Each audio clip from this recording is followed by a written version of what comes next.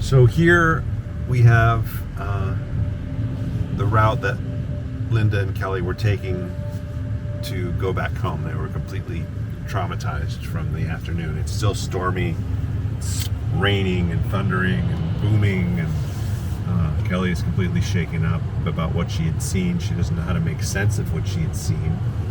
You know, she never even knew that spirits existed. And here she had one just tapping into her consciousness the way that it did. And, you know, Mom's all rattled. And what's interesting is we're going to be turning here. We're going to be passing the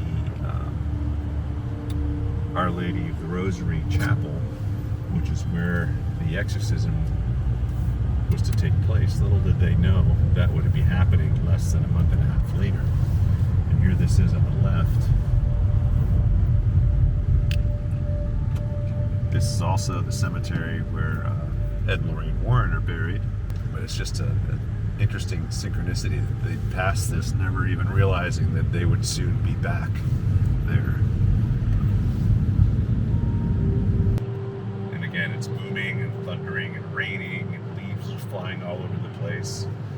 Very strange, storm. And what's interesting as well is that it's the electromagnetism in the air and the ozone that allowed this spirit to manifest the way that it did in order for Kelly to perceive it.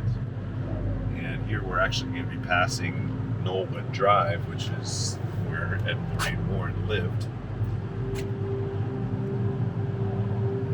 God rest their souls. But it's interesting, all of these things are within such close proximity of each other. So at this point, Kelly is really trying to put everything out of her mind. She held on tightly to her one-eared stuffed bunny because it takes a while to overcome the type of trauma she had just experienced.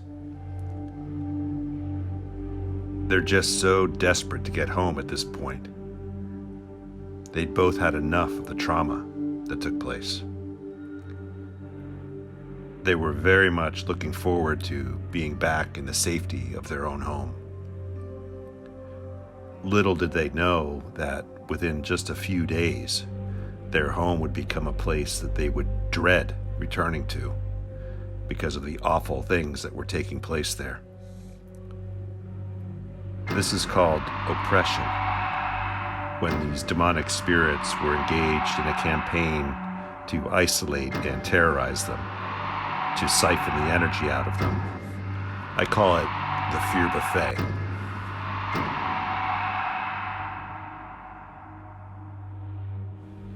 Whenever the Warrens got personally involved in a case, the activity that the families had been reporting and describing would tend to cease. This is because these spirits were intentionally trying to hide from the Warrens or their investigators, such as myself, so no one would witness what they needed to witness in order to get the church involved. So that's when Ed would initiate what was called religious provocation, which is a very dangerous situation for everyone involved. Ed put himself at great risk every time he tried to provoke these spirits through religious means by brandishing crucifixes or casting holy water, or by reciting prayer, or commanding the spirits to appear in the name of Jesus Christ. It was always the name and the power of God and in Jesus Christ, never in the name of Ed Warren. That would invite diabolical attacks upon him, and he was very careful not to do so, or not to slip up. The last thing that demonic spirits want is for the name of Jesus Christ to be mentioned, or God, or the archangels to be invoked. The mentioning of these names is enough to cause these spirits to go berserk, so that activity can be witnessed by those that are trying to witness it.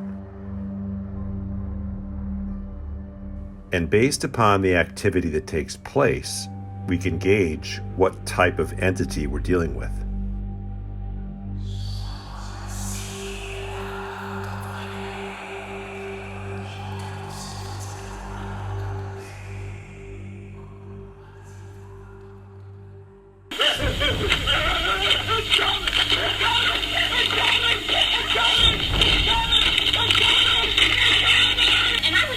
trying to hold on to it to stop. I said, you have to get me in there. This house is infested with demonic spirits. How strong is your faith, honey? Jason, what did you do? The spirits in the house were doing what they could to prevent us from ever arriving in the first place. The people that worked with the Warrens were very serious. I was hooked. 100%. Always trust your instincts.